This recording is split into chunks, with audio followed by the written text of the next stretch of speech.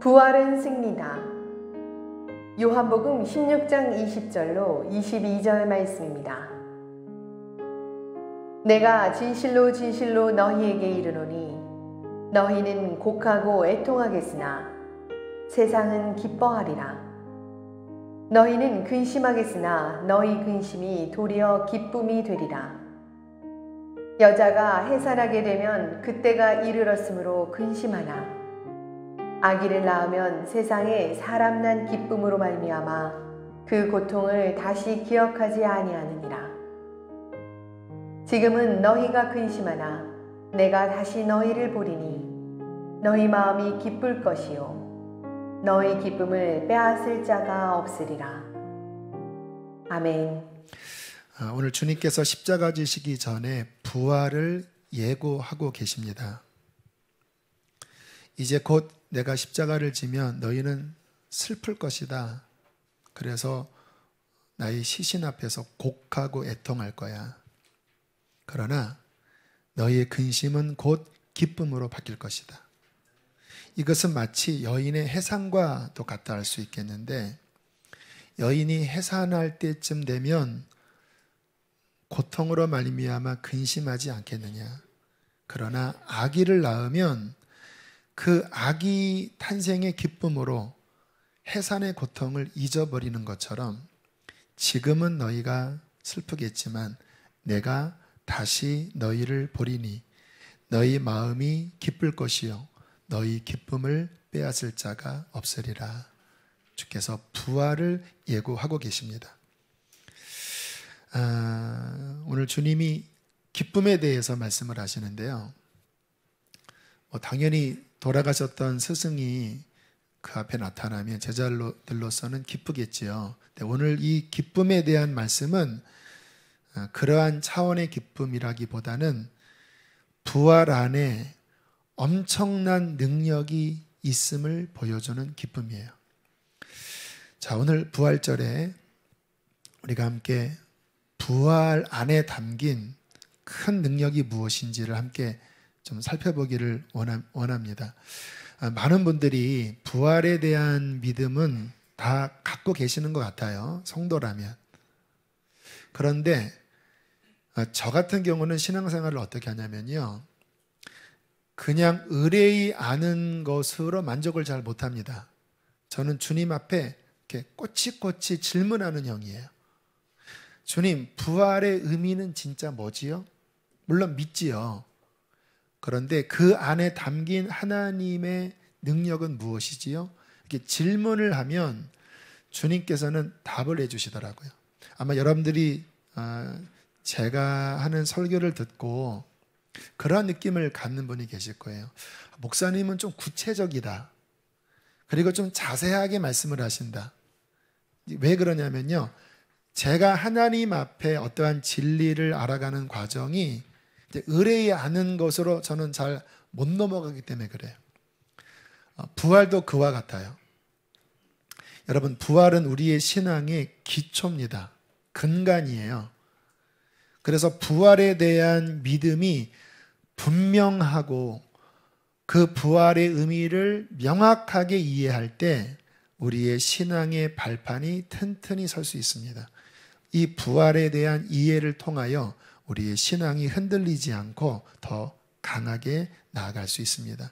그래서 오늘은 부활 안에 담긴 의미를 한 서너 가지를 나누려고 합니다. 세상 사람들은 예수님을 가리켜 4대 성인 중 하나라고 대체적으로는 인정을 합니다. 그 의미는 아무튼 역사 속에 오셨던 사람 가운데 그래도 훌륭한 분이지, 성인으로 추앙할 정도의 인물이지라고 생각을 해요. 불신자들도 그래요. 유명한 인도의 간디는 크리스찬은 아니지만 평소 예수님을 굉장히 존경했다고 합니다. 인도의 비폭력 저항 운동이 예수님의 산상수훈에서 빌어왔다고 그래요. 오른뺨을 때리면 왼뺨을 대고.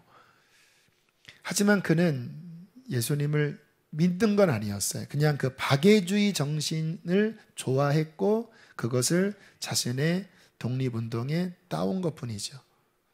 자, 그러면 한번 우리가 생각을 해보겠습니다. 예수님이 박애주의자 또는 4대 성인인 분일까요? 여러분, 예수님이 하셨던 말씀을 우리가 정직하게 직면해 보면 결코 예수님은 성인이라고 추앙해서는 안 될 말들을 하셨습니다. 주님은 물론 산상수훈과 같은 박애주의적인 말씀도 분명히 하셨지요. 그러나 주된 말씀은 이러한 말씀이었습니다. 나는 하늘로부터 온 하나님의 아들이다. 나를 본 자는 하나님을 본 것이다. 내가 이 땅에 와서 십자가 지는 이유는 너희의 죄 때문이다. 나를 믿으면 영생한다. 이러한 식의 말씀이 주된 메시지였어요. 그러면 한번 생각을 해보세요. 그렇게 말씀하신 게 맞다면 예수님이 성인일까요? 둘 중에 하나입니다. 당신 말씀처럼 진짜 하나님의 아들이든지 아니면 세상을 미혹시키는 가장 큰 사기꾼이든지. 그렇죠. 주님의 말씀을 액면 그대로 보면 우리는 그분을 주님으로 믿는 신앙을 택하든지 아니면 정말 기독교를 욕하고 예수를 희대의 사기꾼으로 취급할 수밖에 없는 그 시점에 놓일 수밖에 없어요. 자, 그러면 물론 우리는 다 예수님을 믿지만 그래도 한 발 뒤로 물러나서 한번 객관적으로 생각을 해보자고요. 예수님이 당신의 말씀처럼 진짜 하나님 아들인지 아니면 말도 안 되는 미친 소리를 한 사기꾼인지를 어떻게 분간할 수 있죠? 뭐 여러분들 부모님이 믿으셨으니까 그냥 믿으시는 건 아니잖아요. 뭐 이렇게 교회에 세례받는 많은 분들이 조금 문제 있는 세례가 두 가지 세례가 있습니다. 군대 세례와 장가 세례입니다. 특히 남성분들. 그런 식의 믿음 가지고는 이거는 신앙생활을 안 하는 거지요. 그러니까 우리가 한 발짝 뒤로 물러나서 주님이 그렇게 말씀하셨다면 둘 중에 하나예요. 어떻게 분간을 할 수 있지요? 메시아에 대한 예언이 예수님 탄생 수천 년 전부터 있어 왔거든요. 좀 이렇게 얇게 하신 예언도 있고 굵직하게 하신 예언도 있는데 구약 성경에 가장 굵직하게 예언한 것 중에 하나가 모세가 했던 예언입니다. 모세가 하나님 앞에 기도했어요. 주님, 제가 이제 죽으면 누가 이 백성을 인도합니까? 이 백성들을 인도할 수 있는 나와 같은 선지자를 좀 보내주십시오. 그때 주님께서 모세에게 그런 선지자를 보내겠다고 약속하신 게 메시아에 대한 예언의 아주 중요한 기둥이었어요. 이렇게 말씀이 나와요. 내 하나님 여호와께서 너희 가운데 나와 같은 선지자 하나를 일으키리니 너희는 그의 말을 들을지니라. 그가 바로 메시아가 될 것이다. 요한복음 1장에 보면 세례 요한이 혜성처럼 나타나 사역할 때 많은 사람들이 저가 그리스도인가 라고 생각을 했어요. 그래서 바리새인들이 세례 요한에게 와서 이렇게 질문하죠. 네가 그 선지자냐라고 물어보죠. 그게 지금 좀 전에 인용했던 신명기 18장에 있는 그 메시아 예언이 이스라엘 사람들 안에 이렇게 박혀 있었기 때문에 모세가 예언했던 그 메시아가 너냐? 그러니까 세례 요한이 아니다라고 이야기하죠. 자, 그러면서 모세가 참된 선지자인지 아닌지를 분별할 수 있는 기준점을 이렇게 제시해 주었어요. 참 친절하지요. 내 마음속에 이르기를 그가 하는 말이 여호와께서 이르신 말씀인지 우리가 어떻게 알리요 하리라.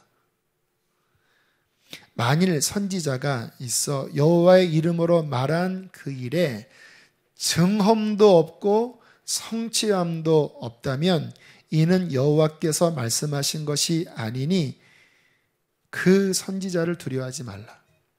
무슨 이야기일까요? 분별해라. 그 분별점은 그 선지자가 말한 것에 대하여 증험이 있어야 하고 성취함이 있어야 그가 바로 하나님이 보낸 그 메시아다 라고 말씀했습니다. 자, 그러면 보세요. 예수님이 나는 하나님의 아들이다. 나를 본 자는 하나님을 본 것이다. 나로 말미암지 않고는 아버지께로 올 자가 없다. 자, 황당한 이야기들을 하셨지요. 바리새인들이 예수님을 죽인 이유가 이러한 이유 때문이었습니다. 신성모독죄로 십자가에 넘긴 거예요.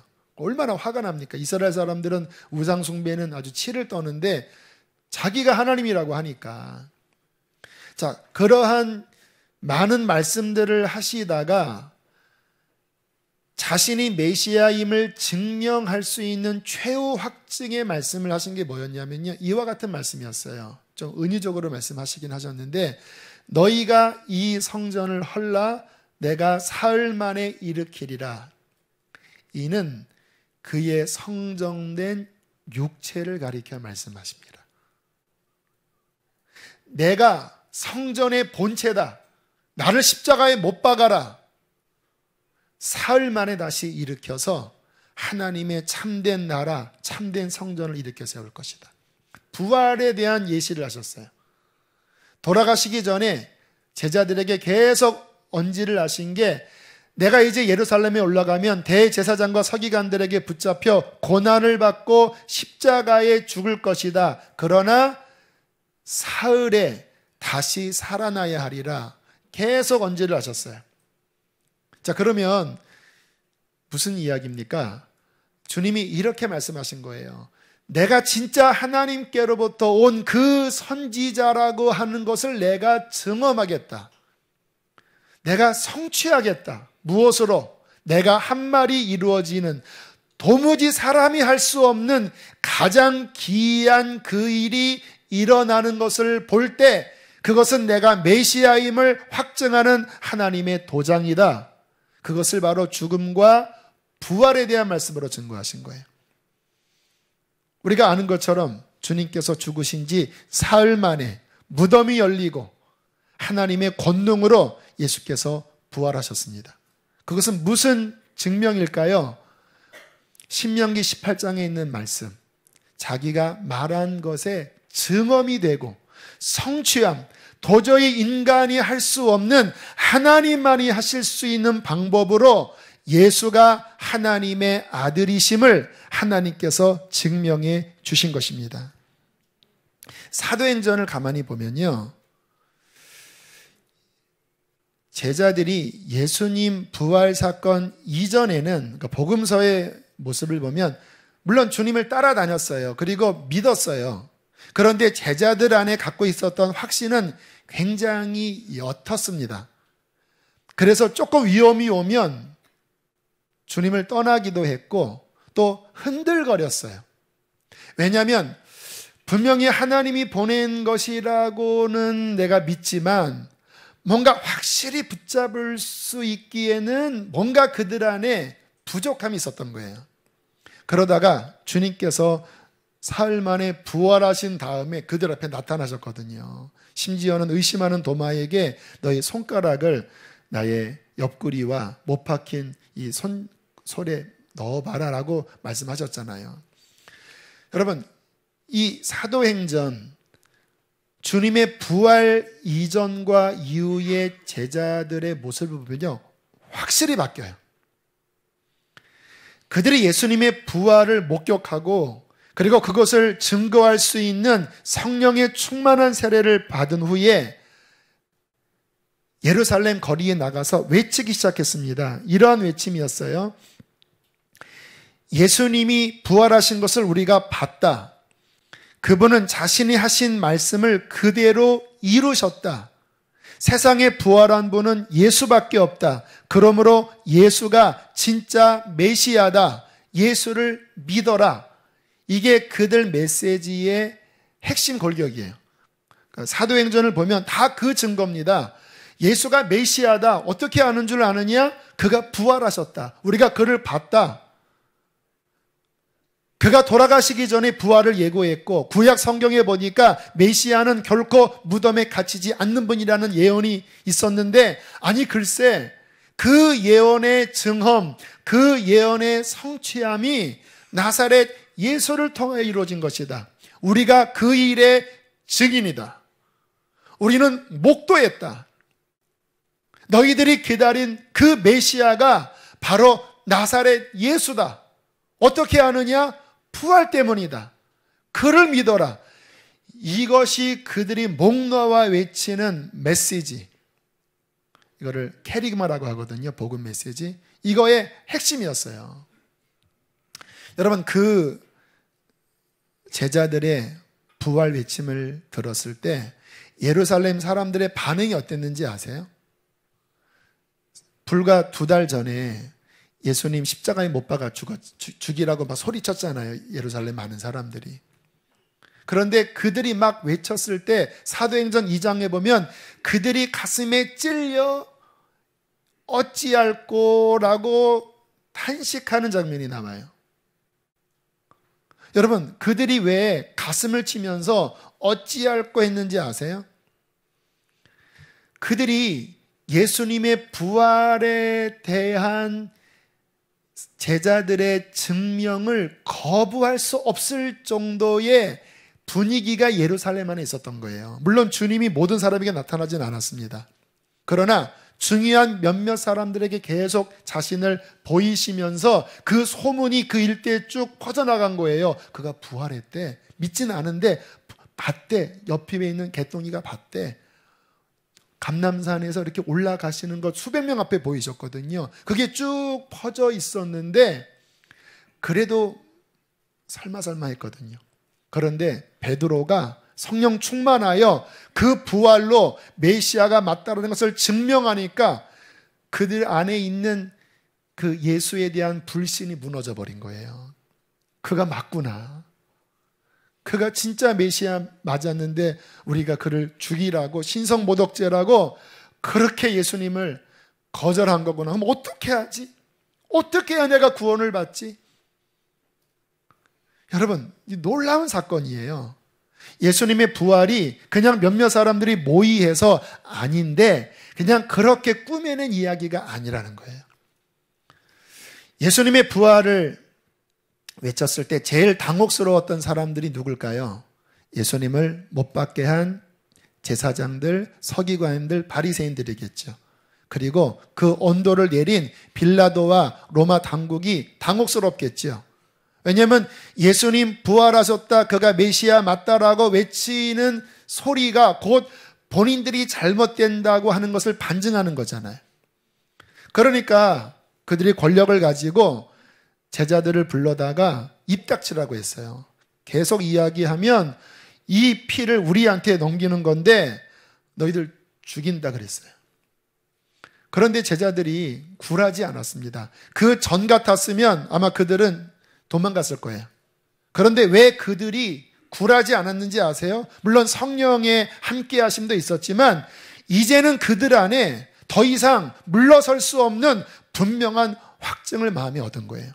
주님을 봤으니까. 그분은 메시아인 것이 성경을 봐도 본인들의 경험을 봐도 너무나 분명하니까 죽이면 죽여라.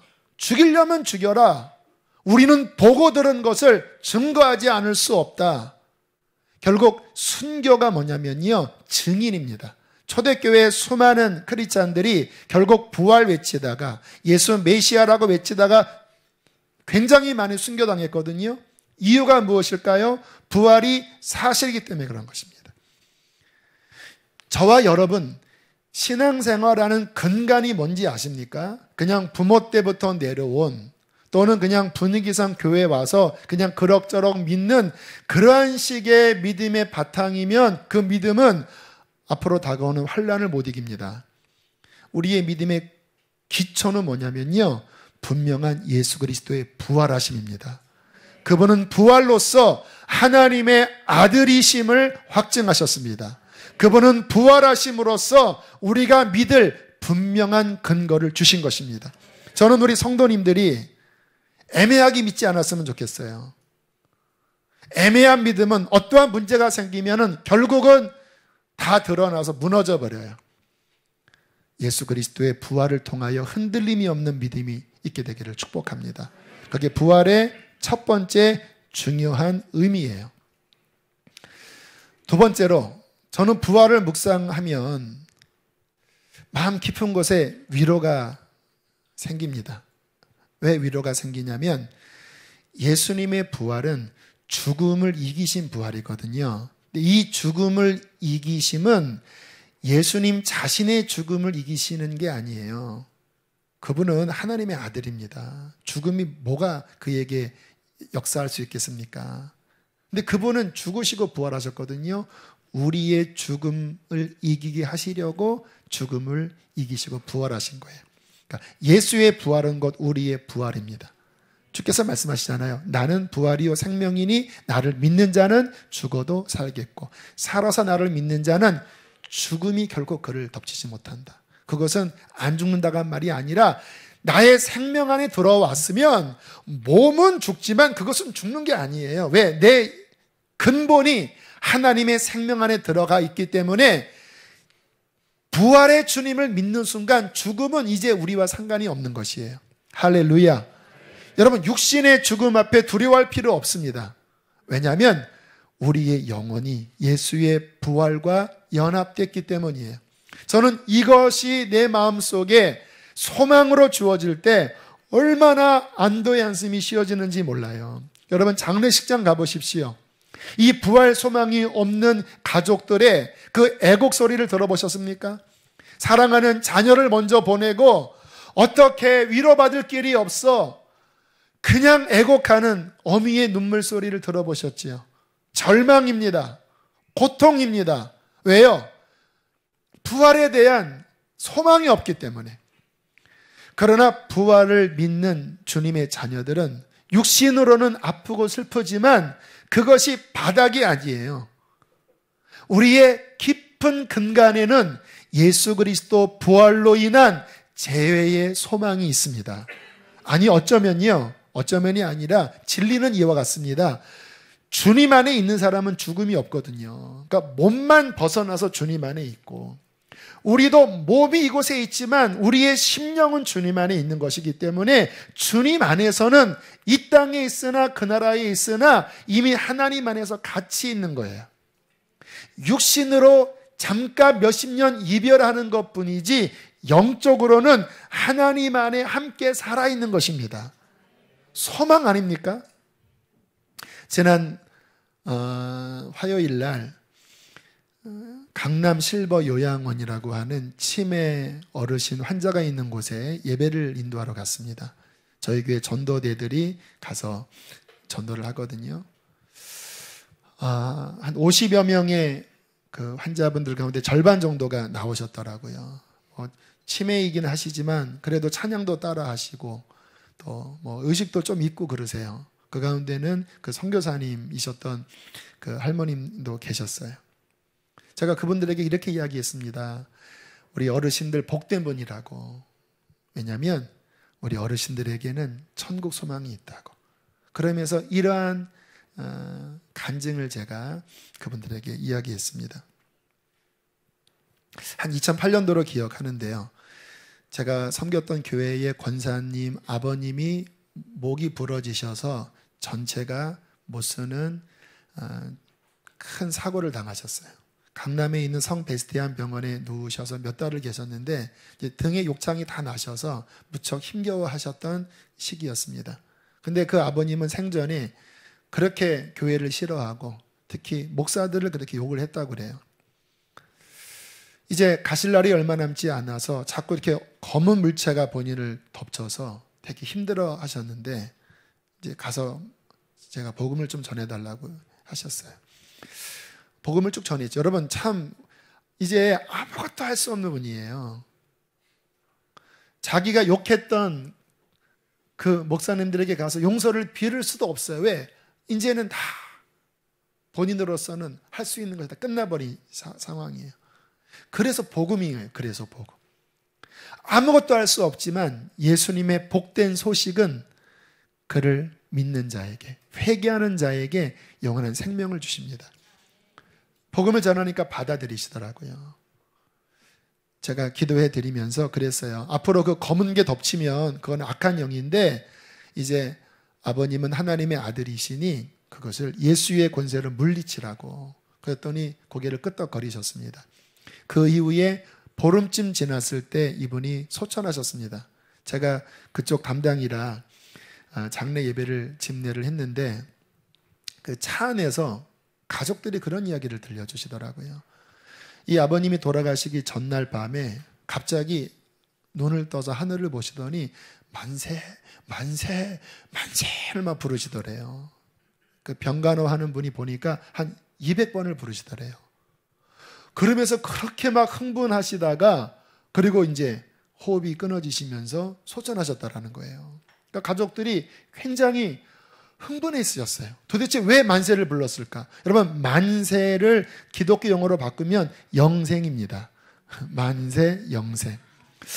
천국을 본 것 같아요, 이분이. 그전에는 그 악한 영이 막 덮쳤지만 이제 복음을 받아들이고 회개를 하니까 그 마지막에 하나님이 천국을 보여주신 것이 아닌가. 그러니까 얼마나 놀랍습니까? 그 천국의 그 영광, 아름다운 성, 금길, 아름다운 꽃들, 천사들, 하나님의 보좌, 뭐 이 영광이 보이는데 이제 곧 내가 저기에 가다니.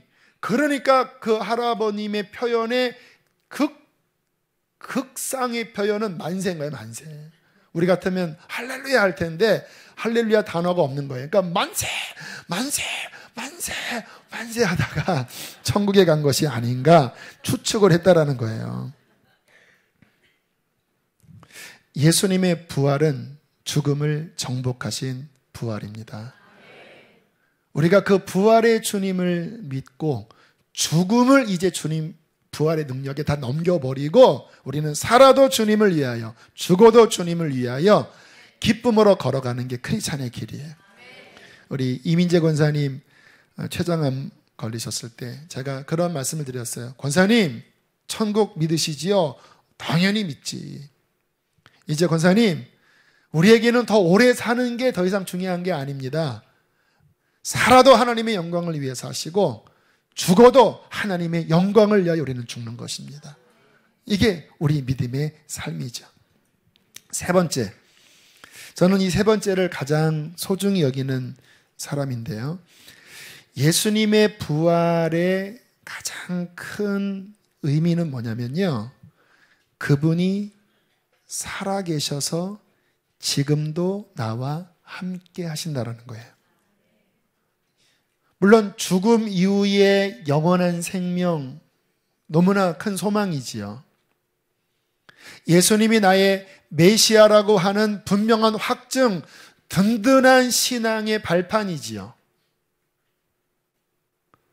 그러나 더 중요한 거는요, 살아계신 그분이 매 순간 나와 함께 하셔서 나를 인도하시고 도우시는 것이 가장 중요한 부분이에요. 제가 쓴 책에 이 부활에 대한 부분을 이렇게 제가 기록을 했습니다. 복음은 무엇인가? 우리가 예수님을 믿을 때 살아계신 주님이 오셔서 나를 죄에서 건지신다는 것이다. 어떠한 이론이 나를 구원하는 게 아니다. 이론은 부패된 나를 변화시킬 수 없다.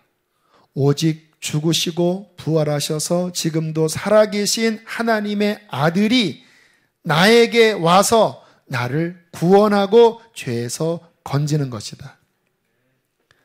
저는 지금도요, 제 신앙생활은요, 물론 이러한 말씀을 준비 열심히 해요. 오늘 같은 말씀도 8번 이상 또 바꾸고 또 바꾸고 또 바꾸고 또 정리하고 문장 다듬고 또 하고 1부 예배 끝나고 또 하고 2부 예배 끝나고 또 하고 그렇게 아무튼 용을 써요. 왜냐하면 문장이 그래도 잘 정리돼야 우리가 잘 받아들일 수 있으니까요. 그러나 제가 아는 게 있습니다. 사람의 말로 사람을 변화시킬 수 없어요. 그분이 함께 하셔야 합니다. 그래서 저는요, 이렇게 오늘도 기도했어요. 주님, 열심히 준비했지만 이것으로 사람 변화 안 됩니다. 함께 해주십시오. 저는 다른 거 잘 몰라요. 한 가지면 됩니다. 주님이 함께 하시면 돼요. 주님, 지금 살아계시잖아요. 함께 해주세요. 여러분, 이것은 얼마나 큰 위로와 힘이 되는지 몰라요. 지난 금요일에 어떤 선교사님을 만나게 됐거든요. 이분은 화교십니다. 한국에서 태어나셨어요. 그래서 서울에 있는 어느 화교 교회를 다니시다가 주님을 깊이 만나시고 농아 사역의 부름을 받아 중국 본토로 넘어가셔서 그 농아 학교를 운영하시는 선교사셔요. 근데 이분이 재작년에 유방암 3기 판정을 받으셔서 수술하시고 항암을 하는 과정, 안식년을 가지셨대요. 근데 그때의 일을 이야기하시더라고요. 그 항암 과정이 되게 힘들잖아요. 머리 다 빠지고. 그런데 그 항암 받는 2차, 3차쯤에 주님이 깊이 만나주셨대요. 두려워하지 말라. 그리고 본인 안에 다시 점검해야 될 부분들 사역하면서 너무 일에만 매달려서 그 주님과의 만남을 주님이 원하는 만큼 갖지 못한 것에 대한 어떠한 회개의 마음도 주시고, 그래서 그 가운데 깊이 주님을 만나셨대요. 이렇게 고백을 하더라고요. 목사님, 주님이 마음에 충만하게 임하신 순간 두려움, 염려 다 사라지더라고요. 그리고 말할 수 없는 평강이 밀려왔다고. 그리고 보통 그 항암 받을 때 너무 힘든데 이상하게 본인은 하나도 안 아팠대요. 물론 모든 사람이 주님 만난다고 안 아프지는 않아요. 근데 이분한테는 하나님의 위로였는지 아픔도 없고 염려도 없고 말할 수 없는 평안과 기쁨 가운데 그 기간을 보내셨대요.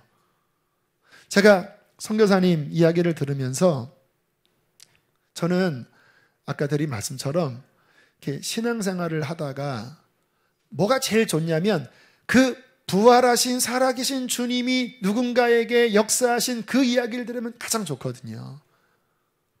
너무너무 기뻤어요. 와, 하나님이 저분 사랑하시는구나. 부활의 주님이 함께 하시니까 저 두려움 가운데서도 평안하고 하나님이 또 다른 소망으로 인도해 주시는구나. 그렇지, 그분이 나에게도 함께 하셨었지. 살아계신 주님, 그분과 함께하면 우리는 어떠한 어려움이 있어도 저렇게 평강 가운데 승리할 수 있지. 금요일에는 케네스베 선교사님이 오셨죠. 역시 비슷한 이야기를 동일하게 해주셨어요. 이분은 미국 시민권을 갖고 있었기 때문에 이제 북한을 왔다 갔다 할 수 있었대요. 그래서 여러 사람들과 함께 북한을 관광하면서 기도하고 또 그곳에서 하나님 앞에 조심히 예배를 드리는 그러한 사역을 하시다가 어느 날 하드 드라이브를 잘못 갖고 들어갔다가 그 안에 선교의 모든 자료가 다 들어 있었는데 또 북한 체제에 대한 그 비판하는 영상이 있는 그거를 그만 실수로 가져 들어간 거예요. 그래서 붙잡혀서 이제 취조를 받게 되었다고 합니다. 그러니까 본인 안에 있는 가장 큰 걱정은 함께 인솔해서 왔던 이 사람들은 어떻게 하며 또 이 안에 편지를 가만히 읽어보면 북한 안에서 본인과 관계된 사람들이 있는데 큰일 난 거잖아요. 그러니까 너무 그것 때문에 마음이 진들리고 힘든 가운데 있었대요. 어떤 벌을 받았냐면 그 취조실 정 가운데 이렇게 서서 몇 시간 동안 꼼짝도 안 하고 서 있게 했대요. 그런데 놀라운 일이 벌어졌습니다. 2시간, 3시간이 지나도 하나도 아프지가 않은 거예요. 그리고 가만히 있는데 갑자기 왼쪽 손바닥이 따뜻해지기 시작했대요. 이게 뭐지? 그런데 그 온기가 점점 팔뚝으로 이렇게 전달되면서 이렇게 밀려오더래요. 그 순간 마음속에서 주님의 음성이 들렸다고 합니다. 나니 두려워 말라. 안심하라. 내가 너를 붙잡고 있다. 주가 내 발 옆에 서 계신다. 네가 지금 염려하는 그 사람들 걱정하지 마라. 아무 일 없을 것이다. 너는 할 일이 있으니 담대하라. 그 순간 방 안에 하나님의 임재가 가득함을 느끼면서 본인도 모르게 이렇게 미소가 쓱 이렇게 지워졌대요. 그러니까 그것을 카메라로 이렇게 감시하고 있던 그 보이부 간수가 보더니, 야, 쟤 웃네. 야, 쟤 소용없어. 벌 줘도 소용없어. 들어가 자라오 하면서 그냥 보냈다고 하더라고요. 참 놀랍지요. 여러분, 초대교회에 엄청난 핍박이 있었잖아요. 수많은 사람이 죽어갔습니다. 사도들이 거의 다 죽었어요. 순교당했어요. 그런데 핍박은 그 초기로 끝난 게 아니라 300년간 지속이 됐거든요. 그런데 그 도미티아누스라고 하는 그 로마 황제가 가장 강력하게 기독교를 핍박해 들어가는 시점에 예수님께서 요한에게 나타나셔서 계시록을 쓰게 하셨어요. 근데 그 1장에 주님이 이렇게 말씀하십니다. 두려워하지 말라. 나는 처음이요 마지막이니 곧 살아있는 자라. 전에 죽었었노라. 벌지어다. 이제는 세세토록 살아있어 사망과 음부의 열쇠를 가졌노니 두려워하지 말라. 여러분, 주님이 왜 두려워하지 말라고 말씀하셨나요? 나는 살아있는 자다. 전에 죽었었다. 그러나 부활로서 사망과 음부와 세상 권세를 내가 취했다라는 거예요. 나는 세상을 창조한 알파일 뿐만 아니라 세상을 마무리할 오메가이고 그 과정의 모든 것을 주관하는 부활의 승리자라는 거예요. 내가 너와 함께 하니까 두려워하지 말라. 나는 살아있다. 너와 함께 있다라고 말씀을 하십니다. 여러분, 이 부활의 주님을 믿는 것이 얼마나 큰 우리에게 능력인지 몰라요. 신앙은 무엇입니까? 어떠한 교리를 바르게 이해하고 믿음을 갖는 것 기초입니다. 그러나 더 중요한 건 뭐냐면요, 그 살아계신 주님과 함께하는 거예요. 데살로니가전서 5장 10절, 예수께서 우리를 위하여 죽으사 우리로 하여금 깨어있든지 자든지 자기와 함께 살게 하려 하셨느니라. 그분과 함께 이제 잠을 자든 길을 걷든 예배당 안에 앉아있든 여러분 일터에 앉아있든 산보를 하든 신앙은 뭐냐면요, 늘 부활의 주님과 함께 하면서 그분으로 말미암아 살아가는 것입니다. 그것을 위하여 주님은 죽으셨다가 부활하셨어요. 그러므로 신앙의 관건은요, 어떻게 부활의 주님과 살아있는 인격적인 관계를 맺을 것인가가 가장 중요해요. 여러분, 질문해 볼게요. 여러분, 한 주간 살아계신 주님과 인격적인 관계 맺으셨나요? 그분이 부활하셔서 살아계신다고 하면 그 케네시베 선교사님처럼, 그 화교 선교사님처럼 여러분의 삶에서 분명히 말씀하신 것을 들었어야 되지 않았겠습니까? 그렇죠. 여러분의 삶에 구체적으로 인도하심을 경험했어야지요. 왜? 살아있는 하나님인데, 내 안에 계시는 분이신데, 그게 신앙의 능력 아니겠습니까? 어떻게 그분과의 관계가 일어나는지 아세요? 여러분, 인격 대 인격의 관계가 이렇게 맺어지려면요, 서로 대화가 되어야 합니다. 부부도 진짜 무촌인 연합된 부부 관계를 유지하려면요, 말이 서로 통해야 돼요. 함께 한 방에 살지만, 한 이불을 덮지만 말이 안 통하면요, 인격적 관계 없는 겁니다. 부모 자녀가도 마찬가지고요. 여러분, 주님과도 똑같습니다. 지난 월요일 날 가정 예배를 드릴 때 저는 늘 고민해요. 왜냐하면 아직 아이들 안에 그 믿음이 깨어난 건 아니거든요. 근데 지식은 너무 많이 알아요. 제가 지난번에 그 학생부 내려가서 아이들에게 믿을 수 있도록 이렇게 막 그 창조에 관하여 또 여러 말씀들을, 부활에 관한 말씀을 쭉 전했거든요. 거기에 이제 우리 큰아들이 앉아 있었습니다. 자, 끝난 다음에 집에서 제가 물어봤어요. 야, 좀 어땠니? 했더니 그거 다 아는 이야기야 그러더라고요. 김 빠지더라고요. 너무 이제 많이 들어서 다 아는 거예요. 아이들이 모르는 게 별로 없어요. 근데 문제는 뭐냐면 머리로 아는 것과 살아계신 주님과 인격적인 반응을 보이는 건 다르잖아요. 근데 믿음은 후자거든요. 그래서 예배 드릴 때마다 저는 고민이에요. 어떻게 하면 진짜 믿음을 되게 할까? 그래서 이번에는 좀 작전을 바꿨습니다. 이제 함께 찬양하고 또 막 보혈로 회개한 다음에 제가 이렇게 제안을 했어요. 주님, 우리와 함께 하신다. 자, 이제 우리 그분이 뭐라고 말씀하시나 한번 들어보자. 왜요? 인격적 관계 맺게 하려고.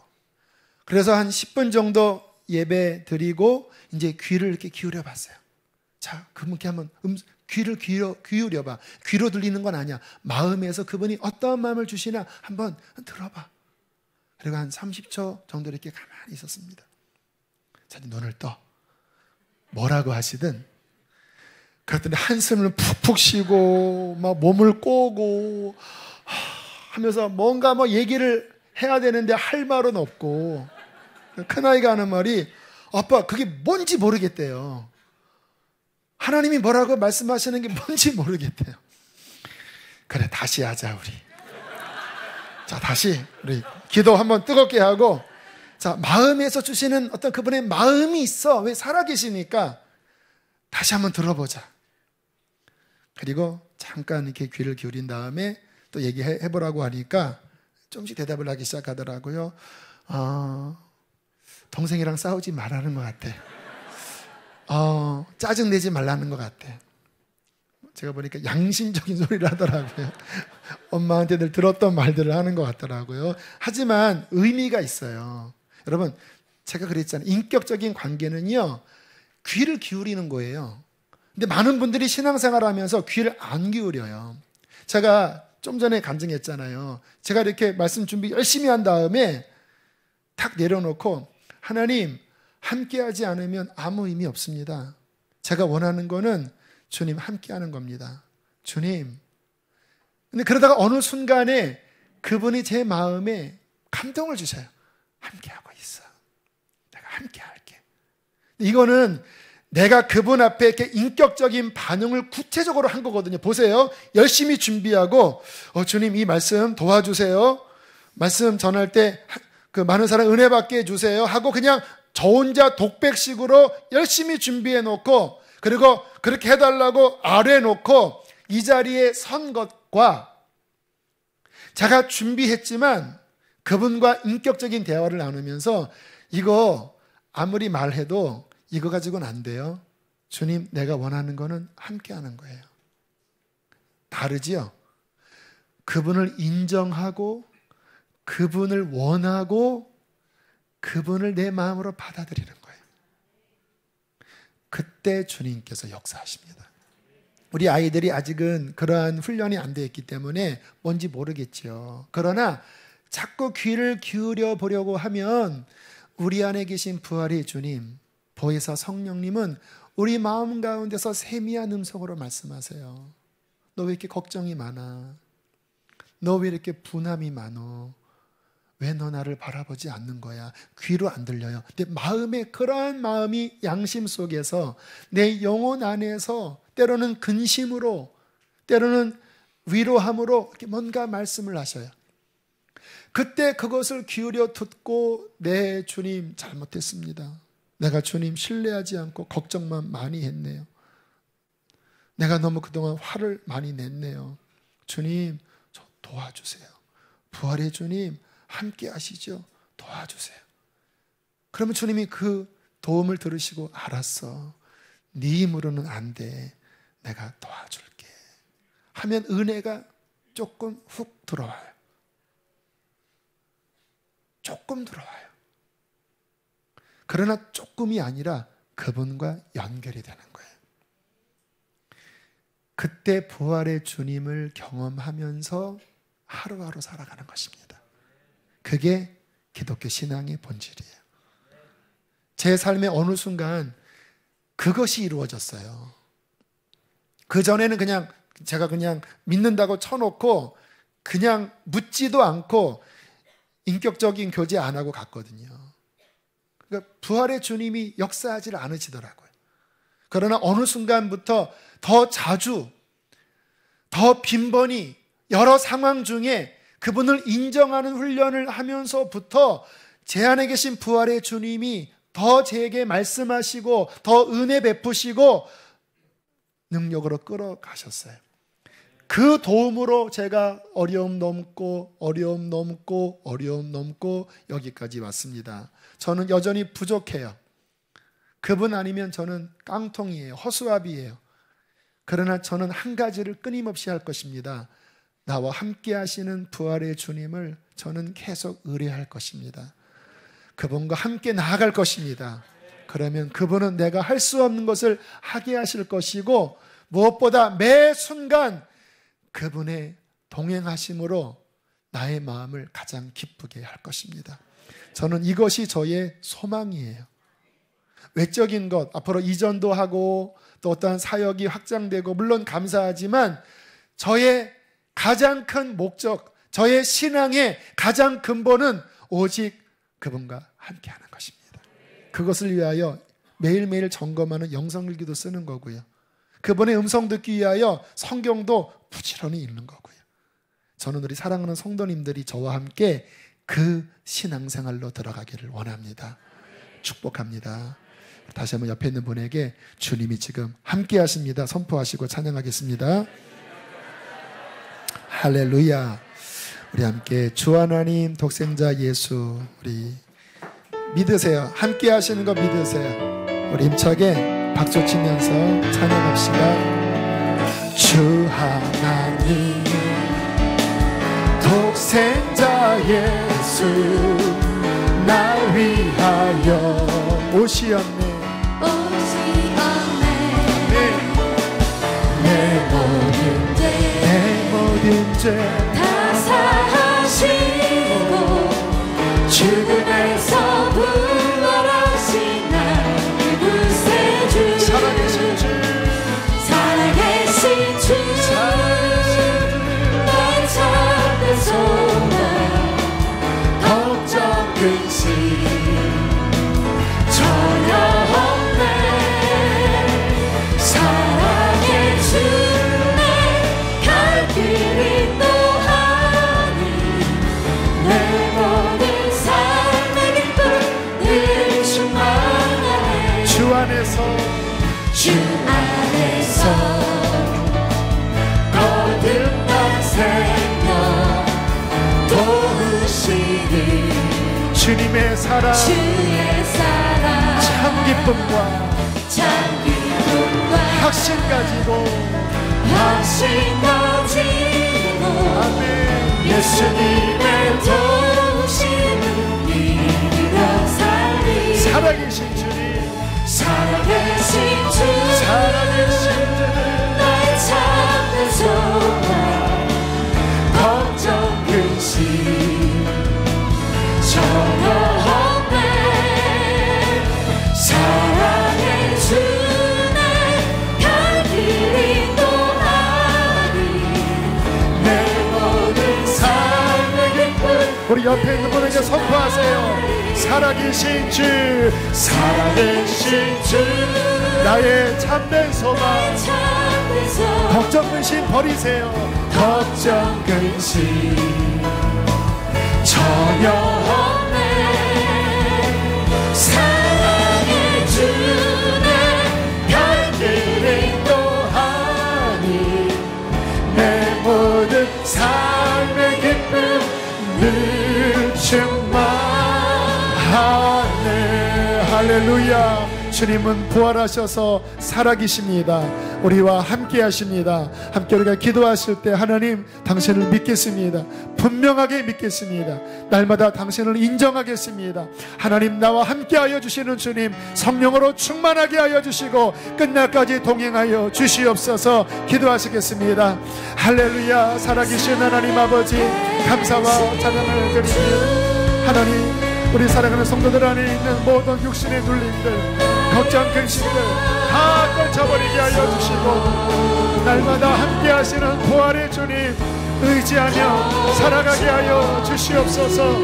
주님 다 깨뜨려 주셔서 주님과 함께 하지 못하게 하는 모든 불신앙들, 모든 염려 근심들을 다 깨트려 주십시오.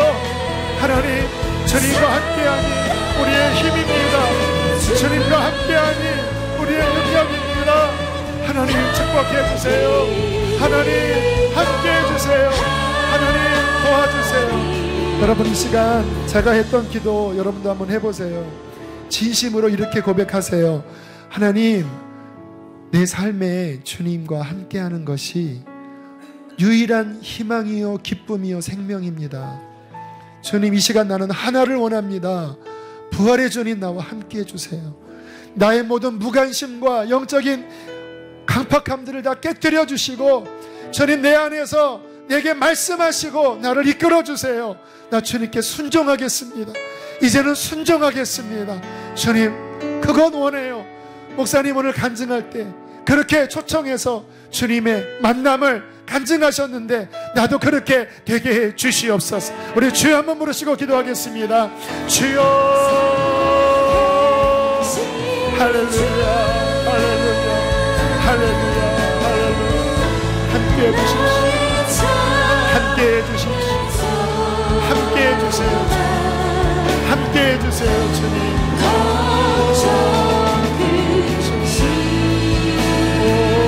예수님, 오 예수님, 오 예수님.